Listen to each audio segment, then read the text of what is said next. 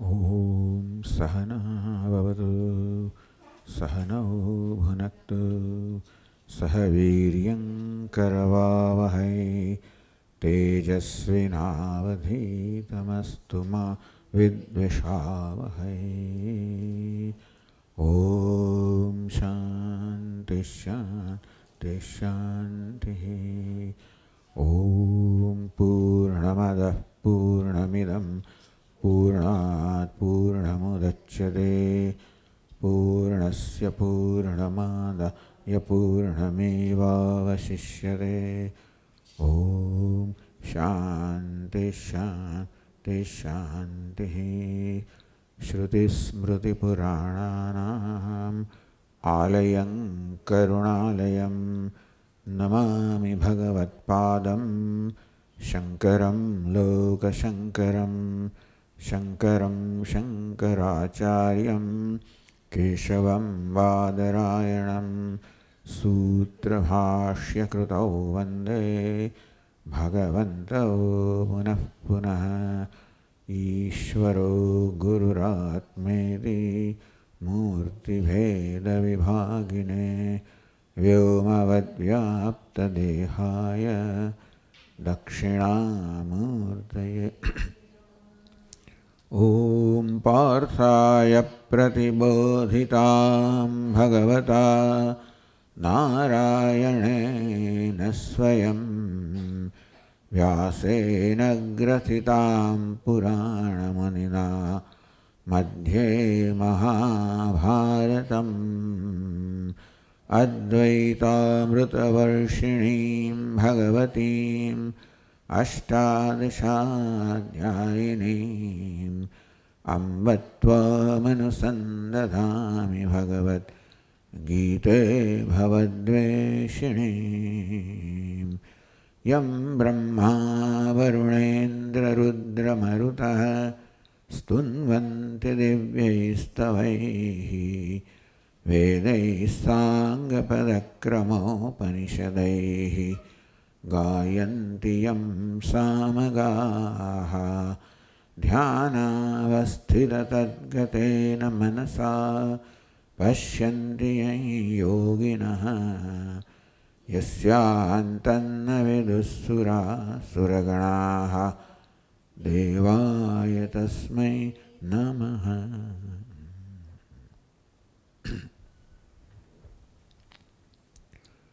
આપણે ભગવદ્ ગીતાનો 13મો અધ્યાય શરૂ કરી રહ્યા છીએ. એની અવતરણિકામાં ટીકાકાર સમજાવે છે. મારા પુસ્તકમાં 650 પાન બરાબર છે. મુમુક્ષૂણાં સત્વશુદ્ધ્યર્થમ ઈશ્વરોપાસને અવશ્યમ કર્તવ્ય ઇતિ. મુમુક્ષુએ પોતાના ચિત્તની શુદ્ધિ માટે ભગવાનની ઈશ્વરની સગુણ બ્રહ્મની વિસ્વરૂપ કે સગુણ બ્રહ્મની ઉપાસના અવશ્ય કરવી જોઈએ. इति तेषां 12મા અધ્યાયમાં મુખ્યત્વે આ વસ્તુ કહેવામાં આવી કે ઈશ્વરની ઉપાસના થવી જોઈએ ચિત્તશુદ્ધિ માટે. એ પણ કહ્યું અવ્યક્તની ઉપાસના વ્યક્તિની ઉપાસના ક્લેશો દિગતરસ્તેષામ અવ્યક્તા સક્તચેતસામ. અવ્યક્તા હે ગતિ એમ કહેવામાં જ્યારે આવ્યું કે વ્યક્તિની ઉપાસનાની તુલનામાં અવ્યક્તની ઉપાસના ઘણો વધારે કષ્ટ માગી લે છે, ક્લેશમાં થઈ જાય માગી લે છે. એ દ્વારા ટીકાકારે કહ્યું કે આ દ્વારા ભગવાન કહેશે કે વ્યક્તિની ઉપાસના છે અવ્યક્તિની ઉપાસનાનું સાધન છે. એટલે કે આરુક્ષો જે યોગ પર આરૂઢ થવા માગે છે એના માટે વ્યક્તિની ઉપાસના છે, જે આરૂઢ થાય છે એના માટે અવ્યક્તિની ઉપાસના છે. આ પ્રકારનો ભેદ સમજાવ્યો. ये तो सर्वाणी कर्माणी मयि संन्यस्य मत्पराः. आज केवी रीते सगुण उपासना द्वारा पण छवटे तेषाम् अहं समुद्धरता मृत्यु संसार सागरात् भवामि न चिरात् पार्थ मोक्ष भी फल प्राप्त थाय छे ए पण समझाव्युं. तो मोक्षुणां सत्वशुद्ध्यर्थम ईश्वरोपासते अवश्यम कर्तव्या इति. મોક્ષ એ સત્વની શુદ્ધિ માટે, અંતઃકરણ શુદ્ધિ માટે ઈશ્વરની ઉપાસના અવશ્ય કરવી જોઈએ. ઇતિ તેષામ પછી મય્યેવ મનાદત્સ્વ મયી બુદ્ધિમ નિવેશય નિવસિષ્યસી મય્યેવ અતો ઉર્ધ્વન સંશય અથ ચિત્તમ સમાધાતુમ. એક પછી એક પગથિયા કહેવામાં આવ્યા. એટલે વધુ અપરિપક્વ ઉપાસકો માટે કહેવામાં આવ્યું. મંદ અતિમંદ અત્યંત મંદ પ્રજ્ઞાવતામ ઉપાસના ભેદમ છે. તો અથ ચિત્તમ સમાધાતુમ ન શક્નોસि મયि સ્થિરમ અભ્યાસ યોગેન તતઃ મામિચ્છાપ્તુમ ધનંજય. ચાલો, એક પ્રકારનો ઉપાસક અભ્યાસેપ્ય સમર્થોસી, એથી વધારે મંદ. મત્કર્મ પરમો ભવ મદર્થમ કર્માણિ કુર્વન ત્યક્તુમ કુર્વમ સિદ્ધિમાપ્સ્યસી અથૈતપ્યશક્તોસી. એથી પણ વધારે મંદ ઉપાસકો. આમ મંદ અતિમંદ અત્યંત મંદ પ્રજ્ઞાવતામ ઉપાસના ભેદમ છે. ઉપાસના ભેદમ છે. આમ મંદ અતિમંદ અત્યંત મંદ ઉપાસકો માટે કેવી રીતે અભ્યાસ છે, કર્મ છે અને કર્મફળ ત્યાગ છે. કર્મનો ત્યાગ અને કર્મફળનો ત્યાગ. ઉપાસ્ત્યા પરિશુદ્ધાત્મનામ અક્ષરોપાસ્તિ વિદેહ મુક્તિ કર્તવ્યા ઇતિ. ઉપાસના દ્વારા જેમનું અંતઃકરણ શુદ્ધ થયું છે, ઉપાસ્ત્યા પરિશુદ્ધાત્મનામ, ઉપાસના દ્વારા જેમનું અંતઃકરણ અત્યંત શુદ્ધ થયું છે તેમણે વિદેહ મુક્તિ અક્ષરોપાસ્તિ કર્તવ્યા ઇતિ સૂચયિતમ. એમણે તો વિદેહ મુક્તિ માટે અક્ષર અવ્યક્ત પરમાત્માની ઉપાસના કરવી જોઈએ. ઇતિ સૂચયિતમ. શ્રવણાદેહ ઉત્તરોત્તરસ્ય ઉત્કૃષ્ટત્વમ શ્રેયો હિ જ્ઞાનમભ્યાસાત જ્ઞાનાત ધ્યાનમ વિશિષ્યતે ધ્યાનાત કર્મફલત્યાગ ત્યાગાત શાંતિરનંતરમ.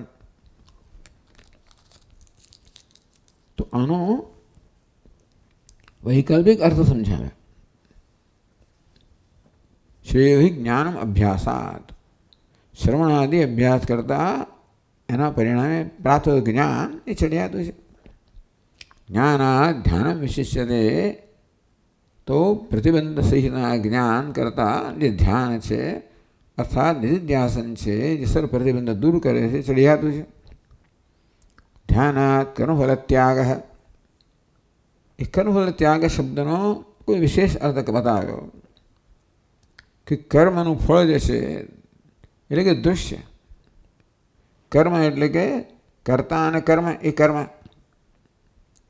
તો જે ત્રિપુટી છે ધ્યાતા ધ્યેય અને ધ્યાનમ, તો સગુણ ઉપાસનામાં એ સગુણ સોપાધિક સમાધિમાં કે સવિકલ્પ સમાધિમાં જે સૂક્ષ્મ ત્રિપુટી છે એનો ત્યાગ અને સર્વકર્મ ફલ ત્યાગ એમ કહેવામાં આવ્યો, એવું સમજાવવામાં આવ્યું. અર્થાત નિર્વિકલ્પ સમાધિ છે એ અત્યંત ચડિયાતી છે. ત્યાગાત શાંતિ અનંતરમ, ત્યાગથી શાંતિ કહો વિદેહ કૈવલ્ય પ્રાપ્ત થાય છે. આમ શ્રવણાદેહ ઉત્તરોત્તરસ્ય ઉત્કૃષ્ટત્વમ જે પ્રતિપાદ્ય. શ્રવણ એટલે અભ્યાસ, એના કરતાં જ્ઞાન, એના કરતાં ધ્યાન, એના કરતાં નિર્વિકલ્પ સમાધિ એટલે કે જ્ઞાન નિષ્ઠા. ઉત્તરોત્તરસ્ય ઉત્કૃષ્ટત્વમ જે પ્રતિપાદ્ય. ઉત્તરોત્તર એક પછી જે આગળ આવે છે એ પછીનું જે છે એ પહેલાં કરતાં ચડિયાતું છે અને સૌથી છેલ્લું સર્વોત્કૃષ્ટ છે. આ પ્રકારે પ્રતિપાદન કરે. બ્રહ્માત્મૈકત્વ વિજ્ઞાનેન અનાથબંધ નિર્મુક્તાનામ. આ પ્રકારે ધ્યાનાત કર્મફલ ત્યાગ. કર્મફલ ત્યાગ એટલે કે ત્રિપુટીનો ત્યાગ. આ રીતે આત્મસ્વરૂપ બ્રહ્મમાં નિષ્ઠા કે બ્રહ્મ સ્વરૂપ આત્મામાં નિષ્ઠા. બ્રહ્માત્મૈકત્વ વિજ્ઞાનેન,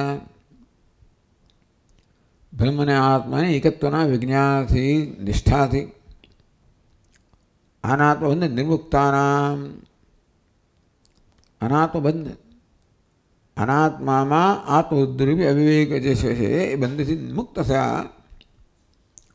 આત્મામાં આત્મબુદ્ધિ દ્રઢ કરવા દ્વારા અનાત્મામાં આત્મત્વનો જે ભ્રમ હતો એમાંથી મુક્ત થયેલા જીવન મુક્તાનામ, જીવંત છે અને મુક્ત થયા છે. બ્રહ્મવેદામ, એવા જીવન મુક્ત બ્રહ્મજ્ઞાનીઓ છે, બ્રહ્મનિષ્ઠ મહાપુરુષો છે. અદ્વેષ્ટત્વાદિકમ લક્ષણમ, અદ્વેષ્ટા સર્વભૂતાનામ કરીને 33 લક્ષણો જણાવવામાં આવ્યા. તો જીવન મુક્ત બ્રહ્મનિષ્ઠ મહાપુરુષોના આવા 33 શું છે લક્ષણ છે, આપણે સહજ છે. સાધકાનામ તો તદેવ સાધનમ અનુષ્ઠાતવ્યમિતિ,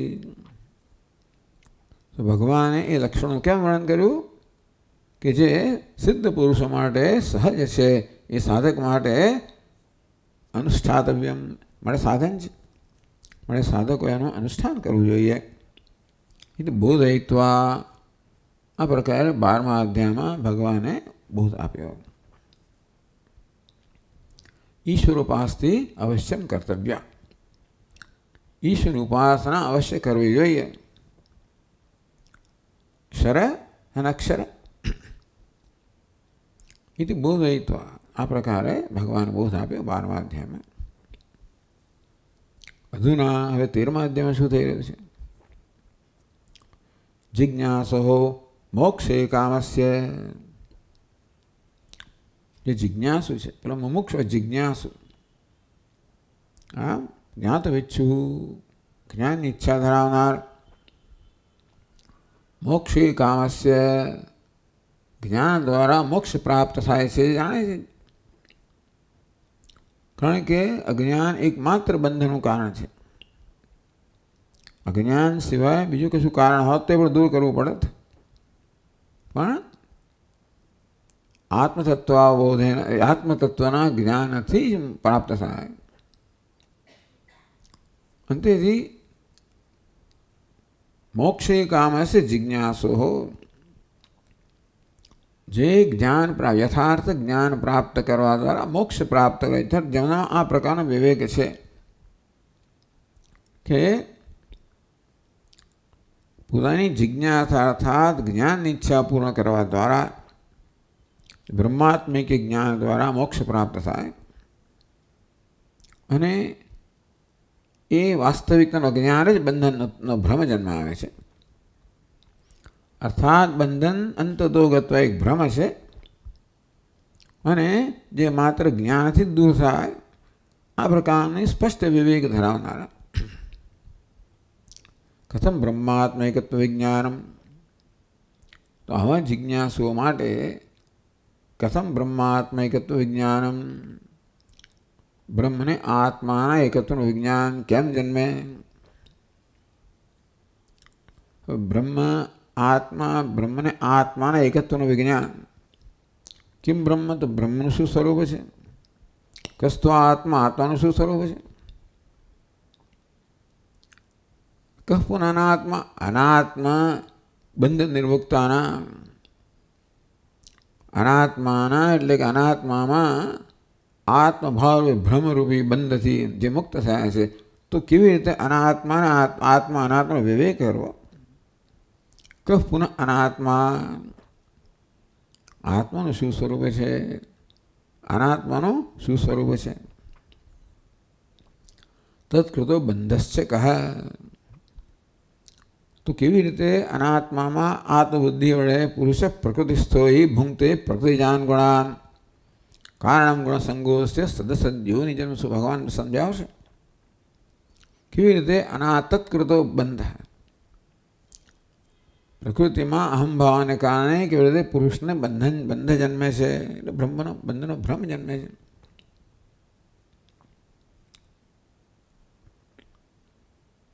સ કથમ જ્ઞાને નિવર્તતે, બંધ કેવી રીતે જ્ઞાનથી નિવૃત્ત થાય.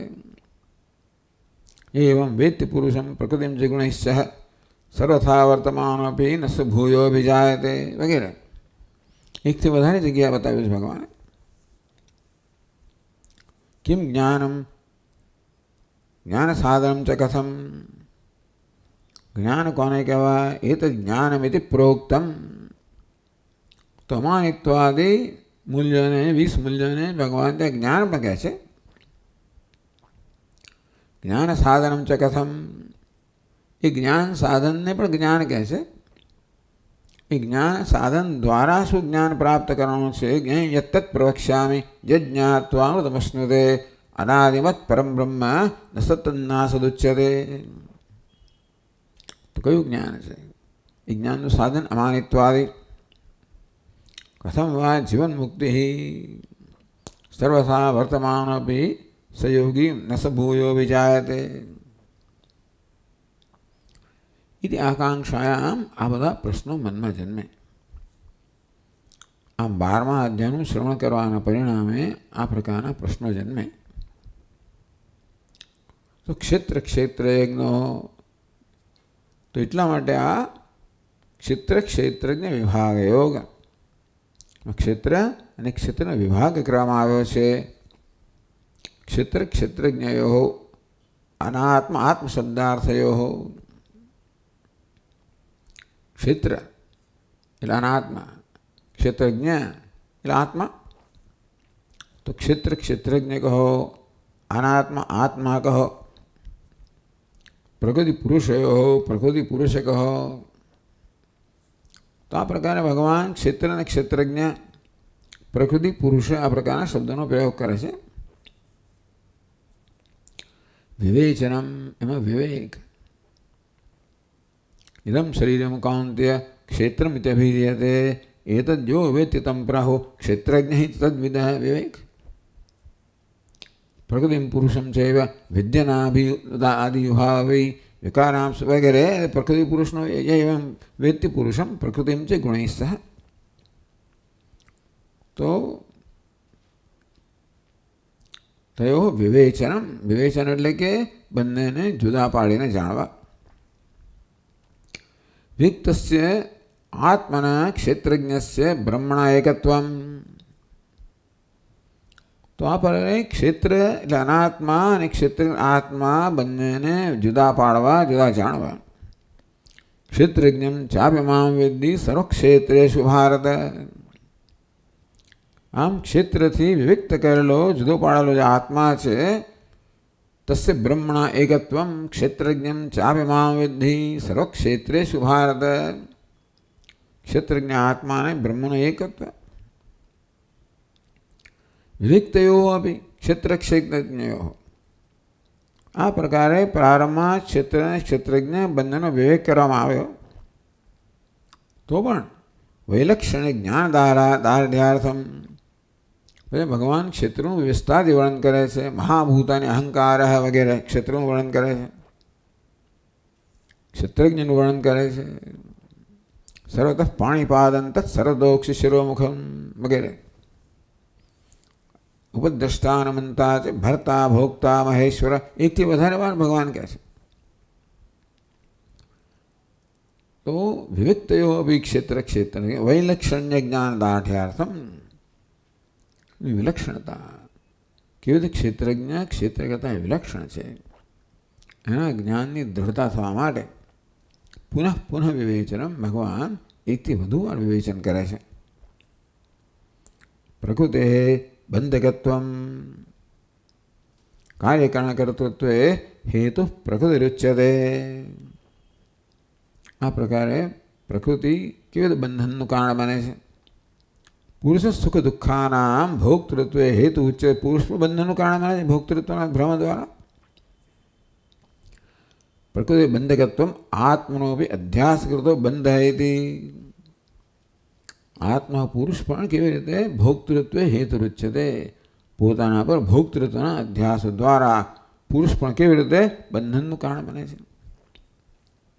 બોધયિતુમ આત્મના અદ્વિતીયત્વમ ચ સમ્યક પ્રતિપાદયિતુમ સમમ સર્વેષુ ભૂતેષુ તિષ્ઠન્તમ પરમેશ્વરમ વગેરે. એ દ્વારા આત્મના અદ્વિતીય છે સમ્યક પ્રતિપાદયિતુમ, આત્મા અદ્વિતીય છે એનું સારી રીતે પ્રતિપાદન કરવા માટે આ બધું આટલું બધું થાય છે. ત્રયોદશ અધ્યાય. આ બધા માટે 13મો અધ્યાય છે. અધ્યાય આરભ્યતે, મારે 13મા અધ્યાયનો આરંભ કરવામાં આવે છે.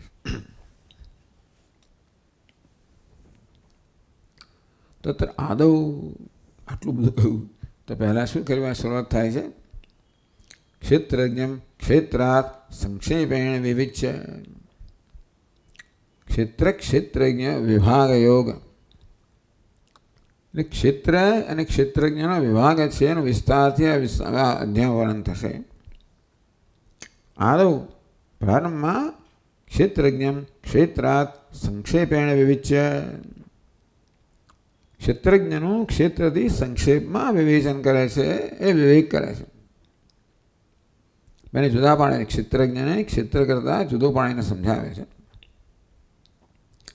વિક્તસ્ય આત્મનો બ્રહ્મણાયકત્વમ. આ પારાએ ક્ષેત્ર કરતાં જેને જુદો જાણવામાં આવ્યો છે ક્ષેત્રજ્ઞ આત્મા કહો, એકીવિધ બ્રહ્મથી એક છે. ક્ષેત્રજ્ઞમ ચાપ્યમામ વિદ્ધિ સર્વક્ષેત્રેષુ ભારત. આમ વિવિક્તસ્ય આત્મના, ક્ષેત્ર કરતાં જેને જુદો પાડવામાં આવે જાણવામાં આવ્યો છે એવા ક્ષેત્રજ્ઞનું કેવી રીતે બ્રહ્મ સાથે નારાયણ સાથે એક ઐક્ય છે. ઉદયતુમ પહેલાં 2 શ્લોકમાં ભગવાન આબોધ આપે છે. એ માટે ભગવાન શ્રી ભગવાન વાંચે. 13મા અધ્યાયનો પ્રારંભ શ્રી ભગવાનના વચનથી થાય છે. તો ભગવાને જે કહ્યું એ કહેવાની કેમ જરૂર પડી? આખા અધ્યાયમાં જે કહે છે શું કહે છે અને પ્રારંભમાં શું કહે છે બધું સમજાવ્યા પછી હવે ભગવાનનો જે પ્રશ્ન છે અને ભગવાનનું જે વચન છે કહે છે.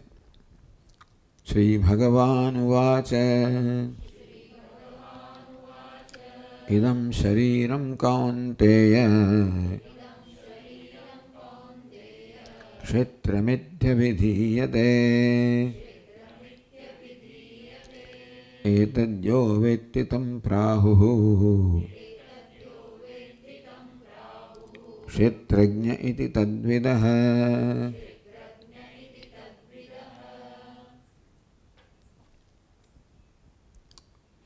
ઇદં શરીરમ ક્ષેત્રમિતિ ઇદં શરીરમ કૌન્તેય ક્ષેત્રમિતિ અભિધીયતે. હે કૌન્તેય, આ શરીરને ક્ષેત્ર કહેવામાં આવે છે. પહેલાં ઇદમ શરીરમ ક્ષેત્રમ,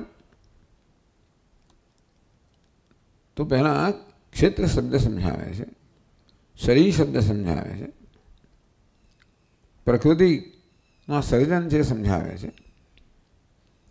કારણ કે અહીં જેને ક્ષેત્ર કહે છે અને પછી પ્રકૃતિ પણ કહેવાના છે ભગવાન. આ બધા શબ્દો પ્રકૃતિ વગેરે તો સાંખ્યશાસ્ત્રના શબ્દો છે એમ કહેવું ચાલે. તો સાંખ્યશાસ્ત્ર જે પ્રકૃતિને કેમ સમજાવે છે? સત્વાદીનામ ત્રયાણામ ગુણાનામ સામ્યાવસ્થા લક્ષણા યા તો અપરા પ્રકૃતિ. તો સાંખ્ય તત્વવિદો સમજાવે છે કે જગત સત્વ રજસ તમસ આ 3 ગુણોનું મિશ્રણ છે. તો પ્રલયની અવસ્થા કઈ છે? જ્યાં કોઈ પ્રકારની પ્રવૃત્તિ નથી, જ્યાં આ 3 ગુણોની સામ્ય અવસ્થા છે, બધા બેલેન્સમાં છે, બધું સમત્વ ધરાવે છે. એટલે કશી વસ્તુ એકબીજા કરતાં ચઢિયાતી નથી. એટલે ભગવાન પછી કે સત્વમ રજસ્તમેથી પછી હા બરાબર છે. રજસ્તમશ્ચા વિભૂય સત્વમ ભવતિ ભારત. હે ભારત, રજસને તમસને ઉતરતા કરીને સત્વ જે ચડિયાતું થાય છે, વધારે બળવાન બને છે. ક્યારેક રજસ બળવાન બને, ક્યારેક તમસ બળવાન બને. અને કહીએ કે ભાઈ 3 અસામ્ય, જ્યાં સામ્ય અવસ્થાનો ભંગ થાય. 3 ગુણ સામ્ય હોય ત્યારે કોઈ પ્રકારની પ્રવૃત્તિ ના હોય, એવું વિષમતા આવે તો જ પ્રવૃત્તિ શક્ય બને. એટલે સાંખ્ય શાસ્ત્ર સમજાવે કે જ્યારે જેને આપણે પ્રલય અવસ્થા કહીએ છીએ એ અવસ્થા છે આ 3 ગુણોની સામ્ય અવસ્થા. એ અવસ્થાને લોકો પ્રધાન કહે છે, પ્રધાન. સત્વાદીનામ ત્રયાણામ ગુણાનામ સામ્યાવસ્થા લક્ષણા. સત્વ રજસ તમસ આ ત્રણ ગુણ છે. સામ્ય વ્યવસ્થા ત્રણેય ગુણો પરસ્પર સમાન પ્રબળતા ધરાવે છે. સામ્ય વ્યવસ્થા લક્ષણા તો અપરા પર જેને પ્રધાન કહેવામાં આવે છે, જેને અપરા પ્રકૃતિ કહેવામાં આવી 7મા અધ્યાયમાં. અપરા પ્રકૃતિ અને પરા પ્રકૃતિ. ભૂમિ નલો ભૂમિ વાયુ खम मनो बुद्धेव अहंकार में भिन्ना प्रकृति अष्टधा अपरे में अपरायम. अष्टधा प्रकृति है ना, अपरा प्रकृति कહેવામાં આવી. એ સાંખ્યમાં કહેલી જે સામ્યાવસ્થા છે, ત્રણ ગુણોની જે પ્રધાન કહેવામાં આવ્યું, એને 7મા અધ્યાયમાં અપરા પ્રકૃતિ કહેવામાં આવી. તો એ સૃષ્ટિ કેવી રીતે થાય છે, એનું પ્રયોજન શું છે? શા માટે સામ્યાવસ્થામાં કોઈક રીતે વિષમતા કેવી રીતે આવે છે? કોણે વિષમતા લાવે છે? શા માટે વિષમતા લાવવામાં આવે છે? શા માટે સર્જન કરવામાં આવે છે? તો સાંખ્ય લોકો જે પ્રકારની સમજ આપે એ સમજ અહીંયા ગ્રંથ ટીકાકાર કહે છે. अपरा प्रकृति साएव भोक्तु पुरुषस्य. कि प्रकृति सर्जन करनारी है. कोना माटे? पुरुष माटे सर्जन करे छे. पुरुष सुख दुखानां भोक्तृत्व हेतु उच्यते. कार्यकरण कर्तृत्व हेतु प्रकृति उच्यते. आद्यमा भगवान कहे कार्यकरण એટલે કે જગત એના સર્જન માટે હેતુ કહો કારણ પ્રકૃતિ છે. પુરુષ સુખ દુઃખાનામ ભોક્તૃત્વે હેતુ ઉચ્યતે. પુરુષ કહો, આત્મા કહો, એ સુખ દુઃખના ભોક્તૃત્વ માટે હેતુ બને છે, એટલે એ ભોગતા છે. સાંખ્ય શાસ્ત્ર કહે છે કે પુરુષ છે એ ભોગતા છે, પ્રકૃતિ છે એ કર્તરી છે, કર્મ કરનાર પ્રકૃતિ છે. અહીં ભગવાન એવું જ કહેતા જણાય છે, કાર્યકરણ કર્તૃત્વે હેતુ પ્રકૃતિ ઉચ્યતે. કાર્ય એટલે સ્થૂળ દેહ, કરણ એટલે સૂક્ષ્મ દેહ. કાર્ય કારણ કર્તૃત્વ, કારણ દેહ પણ આવી ગયો, પણ પ્રકૃતિ પોતે જ કારણ દેહ છે. કારણ છે સ્થૂળ અને સૂક્ષ્મ દેહના સર્જનનું કારણ છે. પ્રકૃતિ એટલે કારણ દેહ. કાર્યકરણ કર્તૃત્વ હેતુ પ્રકૃતિ ઉચ્યતે. કાર્ય અને કરણ, સ્થૂળ અને સૂક્ષ્મ, સમષ્ટિ અને વ્યષ્ટિ, સર્વના ઉત્પત્તિ માટે, સર્જન માટે પ્રકૃતિને હેતુ કહેવામાં આવી. શેના માટે? પુરુષ સુખ દુઃખાનામ ભોક્તૃત્વે.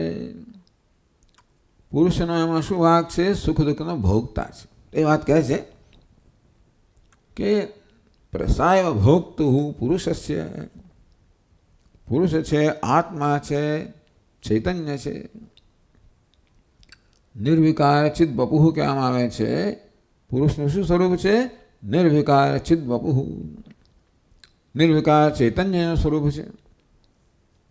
એવા પુરુષ માટે આ પ્રકૃતિ છે જગત સર્જે છે.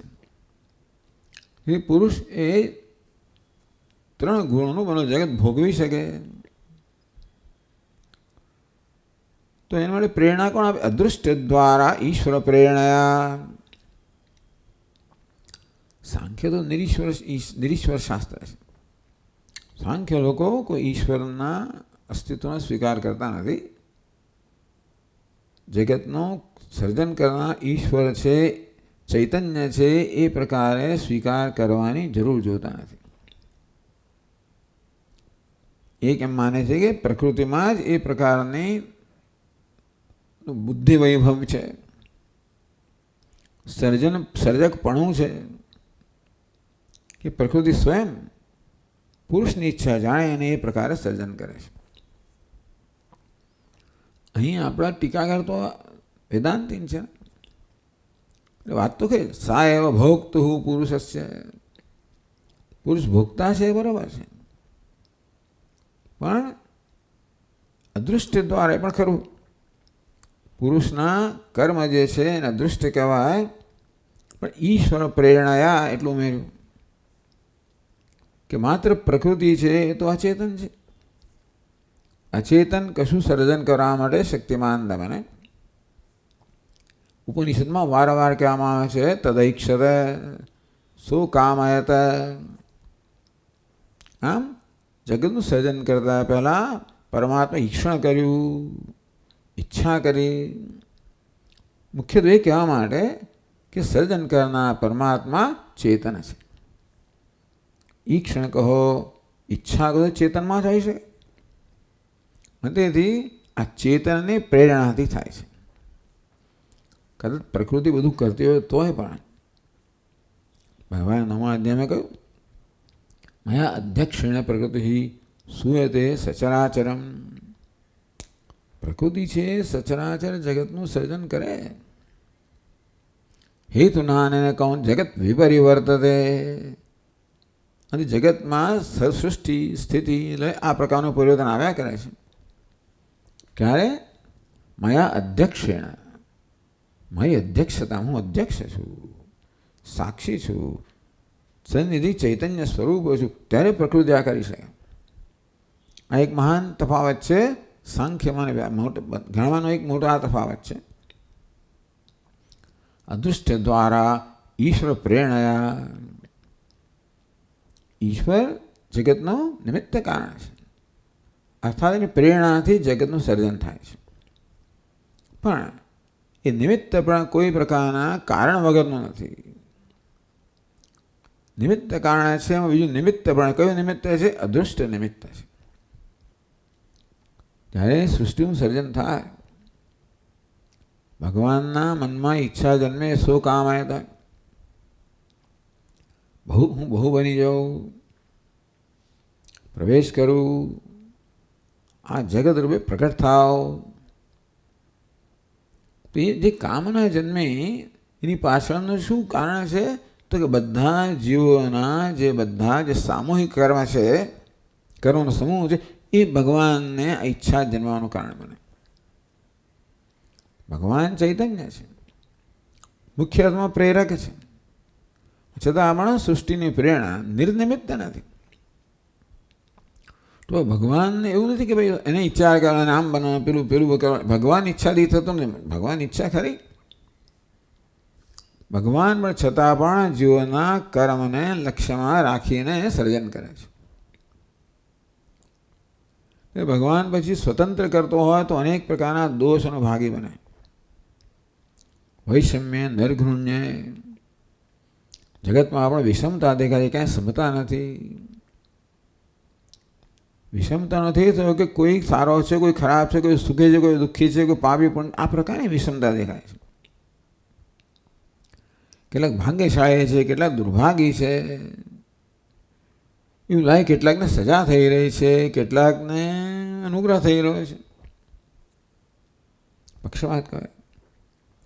પક્ષપાત ત્યાં હોય તો ક્રૂરતા પણ હોય ને. એક જણના ભોગે બીજાને કરવામાં આવતું હોય તો નિષ્ઠુરતા પણ છે. તો ભગવાન જ પોતાની મરજીથી બી કશી વસ્તુઓને ધ્યાનમાં રાખ્યા વગર માત્ર પોતાની મરજી સર્જન કરતો હોય તો બીજા બધા સંપ્રદાયો કહે છે એનું કર્મ સ્વીકારતા નથી. એટલે કર્મને કારણ બી સ્વીકારતા નથી, કર્મના સિદ્ધાંતને સ્વીકારતા નથી, સાતત્યને સ્વીકારતા નથી. આ પહેલું જ સર્જન છે, તમારો પહેલો જ જન્મ છે અને છેલ્લો જન્મ છે, વગેરે વગેરે. તો ભાઈ ઈશ્વર વિશે અનેક બધા પ્રશ્નો થાય જ છે એ લોકોને કે આવું ઈશ્વર આવું કેમ રહે છે, આમ કેમ કર્યું. એટલે કહ્યું અદૃષ્ટ દ્વારા ઈશ્વર સર્જન કરે છે, પણ જેમ આર્કિટેક્ટ આપણા મકાનનું સર્જન કરે એમાં એ સર્જક તો ખરો, પણ આપણી ઈચ્છા છે એ એની પ્રેરણા તો થઈ રહે, એને ધ્યાનમાં રાખીને કરે. આ અદૃષ્ટ દ્વારા ઈશ્વર પ્રેરણાયા. ઈશ્વરની તો પ્રકૃતિ સર્જન કરે ઈશ્વરની પ્રેરણાથી, અને ઈશ્વરની પ્રેરણા છે એ મુખ્ય નિમિત્ત બન્યું. પણ જગતનું આ પ્રકારની જે રચના છે એ રચના માટે કોણ જવાબદાર છે? રચનાનું જે સ્વરૂપ છે એના માટે જીવોનો દુષ્ટ કહો કર્મ જવાબદાર છે. એટલે દરેક સૃષ્ટિમાં મૂળભૂત બધું વસ્તુઓ સરખી હોય છતાં વિવિધતા દરેક સૃષ્ટિમાં હોવાની છે. બધી જગ્યાએ સૂર્ય ચંદ્ર બધું એ બધી વ્યવસ્થા સરખી હોય તોય પણ એટલે કહેવામાં તુલસીદાસજી મહારાજે રામાયણને કેટલી બધી કથાઓ છે, જુદી જુદી હોય તો એ તો જુદા કલ્પમાં થઈ. આ રીતે એક કલ્પથી બીજો કલ્પ હોય એમાં મુખ્ય વ્યવસ્થા સરખી હોય પણ બધી વિગતો જુદી જુદી હોય. શાને કારણે? કર્મને કારણે. ઈશ્વર પ્રેરણા ગુણ વૈષમ્યમ પ્રાપ્ય, તો જે ગુણોની સામ્ય અવસ્થા છે જેને પ્રધાન કહેવામાં આવી, જ્યાં કોઈ પ્રકારની પ્રવૃત્તિ નથી, પ્રલય અવસ્થામાંથી સર્જન માટેના બે કારણ થયા. અદૃષ્ટ દ્વારા આ પુરુષોનું જીવનું અદૃષ્ટ, ઈશ્વર પ્રેરણા અને ઈશ્વરની પ્રેરણા. શું કામાય તદૈક્ષત, આ દ્વારા ગુણ વૈષમ્યમ પ્રાપ્ય. પ્રલય અવસ્થામાં પ્રકૃતિ છે એ ગુણોની સામ્ય અવસ્થા હતી પ્રધાન, તો જીવોના અદૃષ્ટને કારણે અને ઈશ્વરની પ્રેરણાને કારણે તે વિષમતા પ્રાપ્ત થઈ. પ્રકૃતિ વિષમતા પ્રાપ્ત કરી. હવે બધું સર્જન પ્રકૃતિ કરે. તો બિલિયનના બોલ એક તમે જ્યારે સ્ટ્રોક લગાવો એટલે બધા બોલ જેવી રીતે ગગડવા માંડે તેવી રીતે વૈષમ્યમ પ્રાપ્ય સુખ દુઃખ અનુભૂતે પુરુષ સુખ દુઃખાનામ ભોક્તૃત્વે હેતુ ઉચ્યતે. આ સર્જન શેના માટે છે? પુરુષ સુખ દુઃખનો ભોગ ભોગી શકે એ માટે આ સર્જન છે. સુખ દુઃખ અનુભૂતે બંધસ્ય છે મોક્ષસ્યાપી છે સાધનતયા. પ્રકૃતિ પુરુષ માટે જે સર્જન કરે છે ને એમાં પુરુષની ઈચ્છા જવાબદાર છે. તો બે પ્રકારની ઈચ્છા કે બે પ્રકારના ધ્યેય છે, ભોગ અને અપવર્ગ. આ પ્રકાર સમજાવે સાંખ્યશાસ્ત્ર. ભોગ અને અપવર્ગ એટલે મોક્ષ.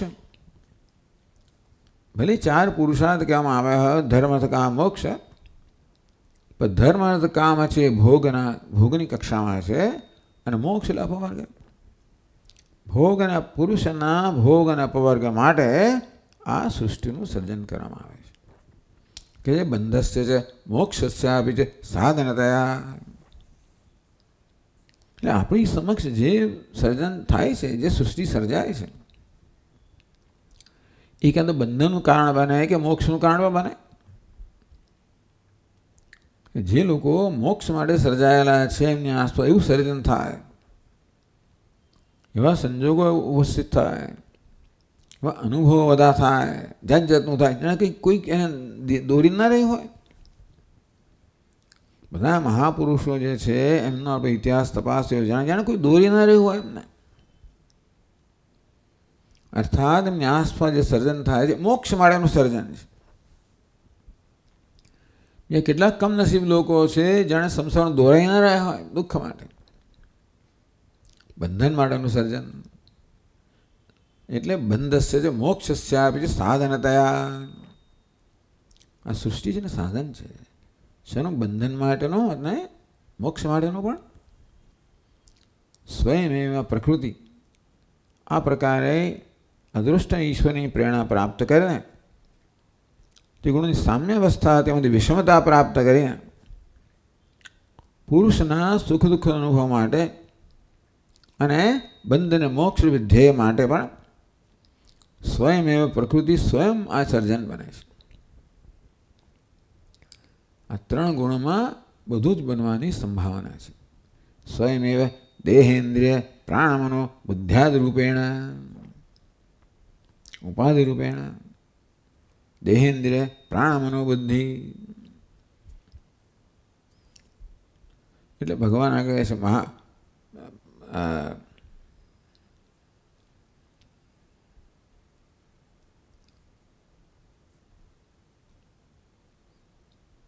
મહાભૂતાન્યહંકાર બુદ્ધિરવ્યક્તમેવ ચ ઇન્દ્રિયાણી દશૈકંચ પંચજેન્દ્રિય ગોચરા. એ કહ્યું દેહેન્દ્રિય પ્રાણમનો બુદ્ધ્યાદિ રૂપેણ ઈચ્છા દ્વેષ તો ઈચ્છા દ્વેષ સુખમ દુઃખમ રાગદ્વેષાદિ રૂપેણ ચ સમદમાદિ રૂપેણ અમાનિત્વમ અદંભિત્વમ અહિંસા ક્ષાંતિરાજવમ.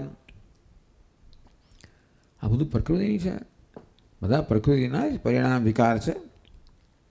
તો દેહેન્દ્રિય પ્રાણમનો બુદ્ધ્યાદિ રૂપેણ ઉપાધિ રૂપેણ રાગદ્વેષાદિ મન્ય અવસ્થાના રૂપમાં સમદમાદિ રૂપેણ સાધનના રૂપમાં કંઈ એને મુક્તિ પ્રાપ્ત કરવાની પ્રકૃતિ આ પ્રકારે સમદમાદિ રૂપે પ્રગટ થાય.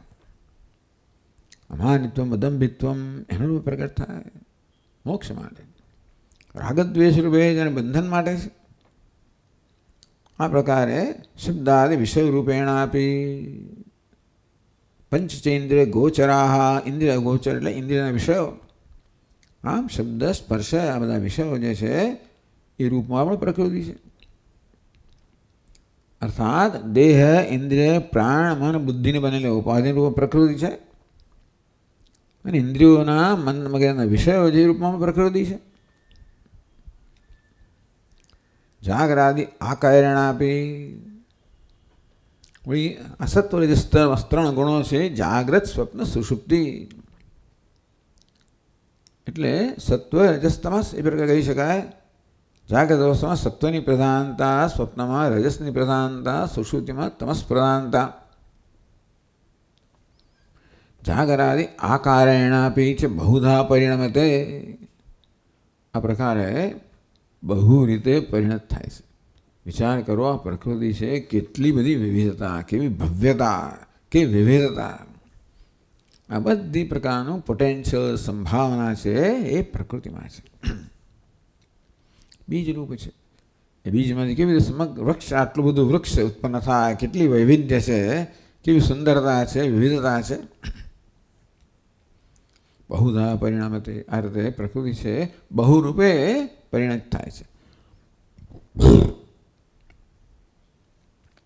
તો ઇદમ શરીરમ ત્યાંથી ભગવાને શરીર શબ્દ સમજાવે છે. તો ટીકા કહે તદેવ ઇદમ શરીરમ. આખી પ્રકૃતિ છે ને એ આખું શરીર છે. ઇદમ શરીરમ ભગવાન ઇદમ શરીરમ કૌંતેય ક્ષેત્રમ ઇતિ અભિધીયતે. હે કૌંતેય આ શરીર છે ને ક્ષેત્ર કહેવામાં આવે છે. આ શરીર એટલે ઇદમ શરીરમ. ઇદમ કાર્યગણ સંઘાત લક્ષણમ. ઇદમ એટલે કે આ. ઇદમ શબ્દ કોણ સર્વનામ પ્રત્યક્ષેણ અનુભૂયમાનમ. જે આપણે પ્રત્યક્ષ અનુભવ કરીએ છીએ એના માટે ઇદમ શબ્દ કહેવાય. ઇદમ શબ્દ વપરાય. કાર્યગણ સંઘાત લક્ષણમ. કાર્યકરણનો સંઘાત સ્થૂળ સૂક્ષ્મ સંઘાત છે જેનો આપણે પ્રત્યક્ષ અનુભવ કરીએ છીએ. એ સીધો અનુભવ કરીએ છીએ. પ્રત્યક્ષ અનુભવ થયો નહીં કે અમે છે ઇન્દ્રિયનો જ વિષય છે. અહીંયા આગળ આ સ્થૂળ દેહ છે એ તો ઇન્દ્રિયનો વિષય છે.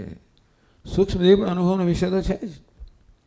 જ્ઞાનેન્દ્રિયો છે, કર્મેન્દ્રિયો છે, મન બુદ્ધિ પ્રાણ જે સૂક્ષ્મ દેહ કહેવાય એ પણ આપણા અનુભવનો વિષય તો છે જ.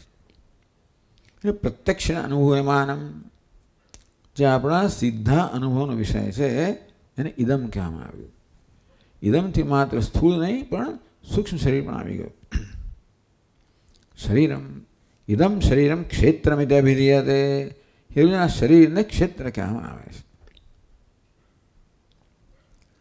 ક્ષેત્રમ ક્ષેત્ર શબ્દના ભિન્ન ભિન્ન અર્થ સમજાવે છે. ક્ષીયતે અનેનેતિ ક્ષેત્રમ.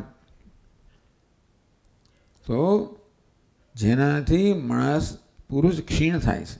ક્ષીયતે અનેનેતિ ક્ષેત્રમ. ક્ષી ધાતુમાંથી ક્ષયે એનો ક્ષય થાય છે. તો રાગદ્વેષાદિ દોષ વિશિષ્ટ પુમાન ક્ષીયતે અનેનેતિ. તો શરીરને ક્ષેત્ર કેમ કહેવામાં આવ્યું? આ શરીરમાં રાગદ્વેષ વગેરે દોષો છે ને સ્થૂળ છે સૂક્ષ્મ શરીરમાં. તો રાગદ્વેષાદિ વિશિષ્ટ પુરુષ. રાગ અને દ્વેષ વગેરે દોષથી રાગદ્વેષ વગેરે દોષથી વિશિષ્ટ જે જીવાત્મા છે આ દોષો શું કરે છે? એનો ક્ષય કરી નાખે છે. રાગદ્વેષ રૂપી દોષને વશ થયેલો પુરુષ છે એ બિચારો સતત અનર્થનો, દુઃખનો, શોકનો અનુભવ કરે કે ક્ષીણ થઈ જાય છે. આમ આ શરીરને ક્ષેત્ર કહેવામાં આવે, કારણ કે આ ક્ષેત્રમાં રાગદ્વેષ વગેરે દોષો રહેલા છે. દ્વારા પુરુષ જે ક્ષીયતે એનો ક્ષય કરવામાં આવે છે. માટે આ શરીર જે પુરુષનો ક્ષય કરે છે. કઈ રીતે? રાગદ્વેષાદિ દોષ દ્વારા. માટે શરીરને ક્ષેત્ર કહેવામાં આવ્યું. ક્ષીયતે અનેનેતિ ક્ષેત્રમ, અથવા ક્ષયાત ત્રાયતે ઇતિ ક્ષેત્રમ, અથવા તો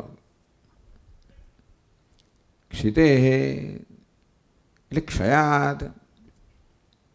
તો વળી બાજુ ક્ષી ધાતુમાંથી ક્ષિતે ક્ષયાત, ક્ષયાત ત્રાયતે ઇતિ ક્ષેત્રમ એવું થયું.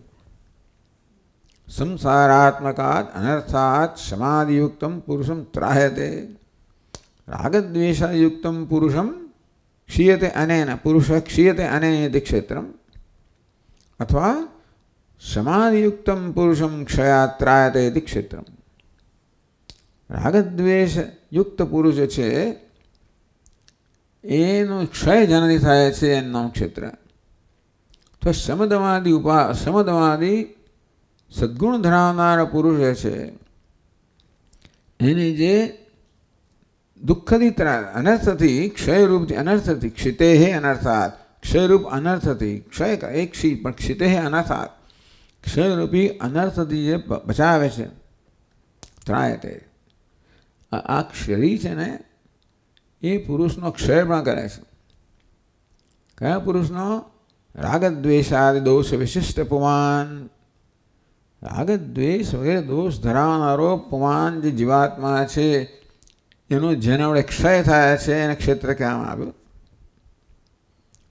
તો સમાધિ ષટ્ક સંપત્તિ ધરાવનાર જે જિજ્ઞાસુ છે કે મુમુક્ષુ છે એને આ ક્ષિતે ક્ષયાત ત્રાયતે, ક્ષયથી એનું રક્ષણ કરવામાં આવે છે, સંસારથી રક્ષણ કરવામાં આવે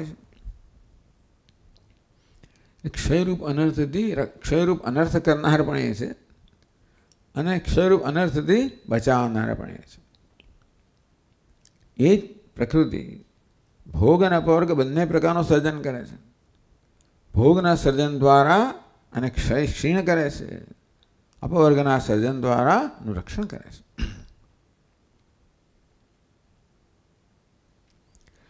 ક્ષીણોતિ ઇતિ ક્ષેત્રમ,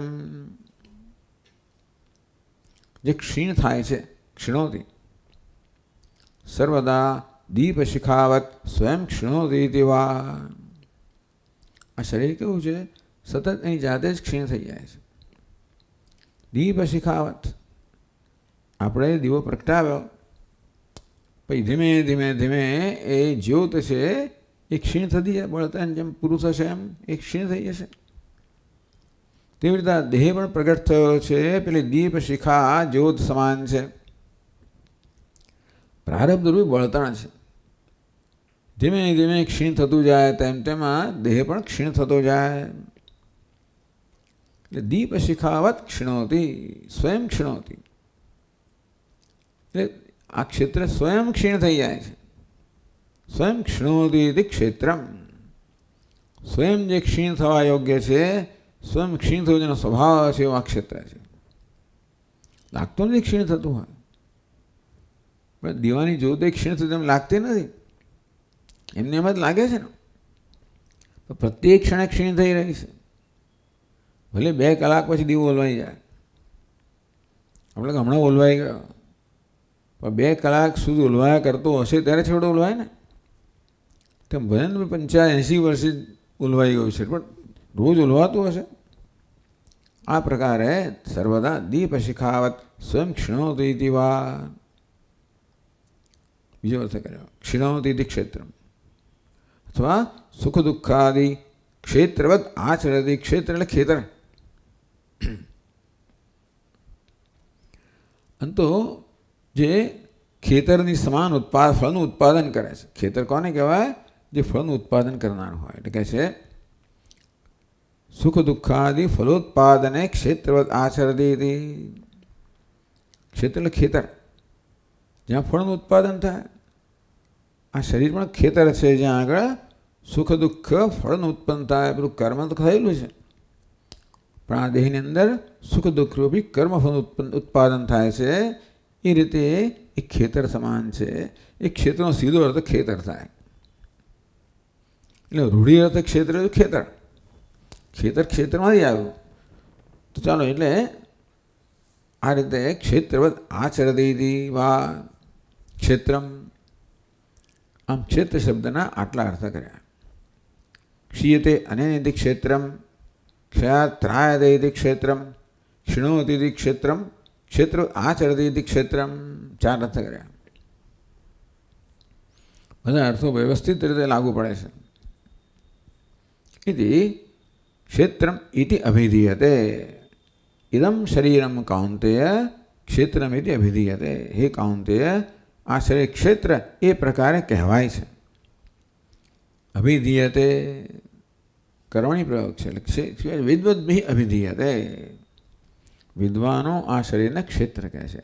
આ બધા કારણોસર ક્ષેત્ર શબ્દના અર્થના જ્ઞાતાઓ જે છે, કે ભાઈ ક્ષીયતે અનેન, ક્ષયાત્રાયતે, ક્ષિણોતિ, ક્ષેત્રવદાચરતી. આ પ્રકારે આ શરીર છે, એના જે ગુણો છે, એ સાહેબ જાણનાર જે વિદ્વાનો છે, એ આ શરીરને ક્ષેત્ર કહે છે. આ બધા કારણોથી વિદ્વદ્ભી વિદ્વાનો છે આ શરીરને ક્ષેત્ર કહે છે.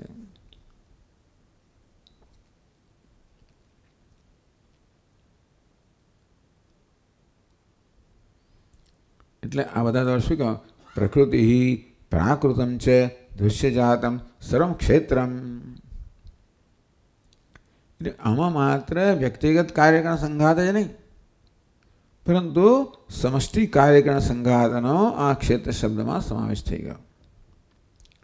પ્રકૃતિ પ્રાકૃતમ છે. પ્રકૃતિ એટલે મૂળ કારણ. પ્રાકૃતમ પ્રકૃતિમાં સર્જાયેલું છે. પ્રાકૃતમ દૃશ્યજાતમ કારણ અને કાર્ય. પ્રકૃતિ એટલે કારણ. પ્રકૃતિ એટલું ઉપાદાન કારણ આમ તો, અને પ્રાકૃતમ એટલે કાર્ય. તો પ્રકૃતિ પ્રાકૃતમ એટલે વેદાંતમાં પ્રકૃતિ શબ્દ ઉપાદાન કારણમાં વપરાય છે.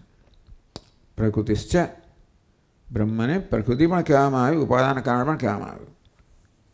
પ્રાકૃતમ એટલે ઉપાદાન કારણથી જન્મેલું કાર્ય. દૃશ્યજાતમ, જે કે દૃશ્ય છે, આપણા અનુભવનો વિષય છે, એ બધું ક્ષેત્ર શબ્દથી આવી ગયું. અંદર ક્ષેત્ર શબ્દમાં બધાનો સમાવેશ થઈ ગયો. સર્વ ક્ષેત્રમ એટલે દૃશ્યજાતમ, સમગ્ર દૃશ્યનો સમૂહ છે. દૃશ્ય એટલે દર્શનનો વિષય છે, અનુભવનો વિષય છે. શુંનો વિષય છે? આ પ્રકૃતિ, કારણ અને કાર્ય. એ સમગ્ર કારણ કાર્યનો જે સમૂહ છે, એ બધાનો ક્ષેત્ર શબ્દમાં સમાવેશ થઈ ગયો.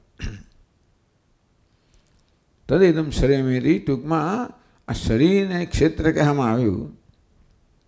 એ દ્વારા માત્ર વ્યષ્ટિ નહીં, પરંતુ સમષ્ટિ પણ શરીર આવી ગયું.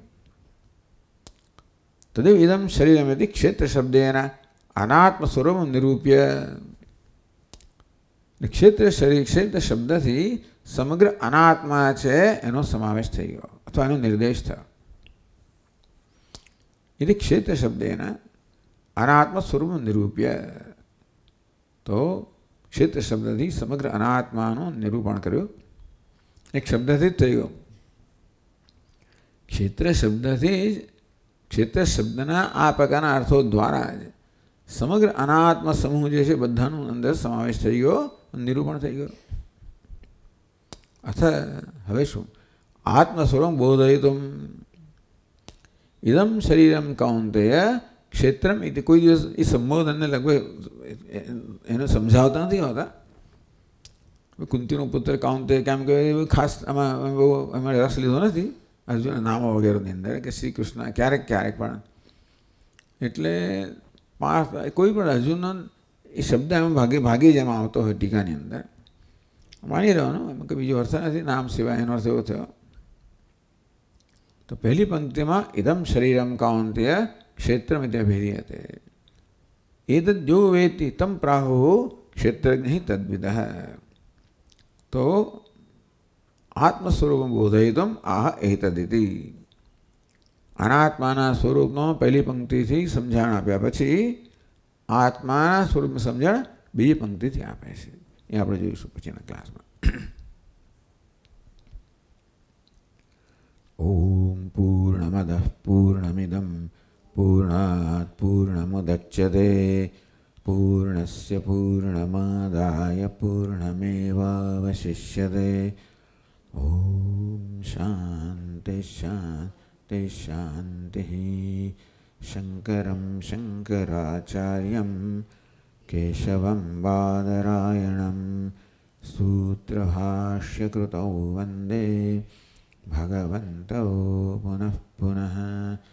ईश्वरो गुरुरात्मेति मूर्तिभेदविभागिने व्योमवद्व्याप्तदेहाय दक्षिणामूर्तये नमः. ओम शांति शांति शांति. हरि ओम हरि ओम.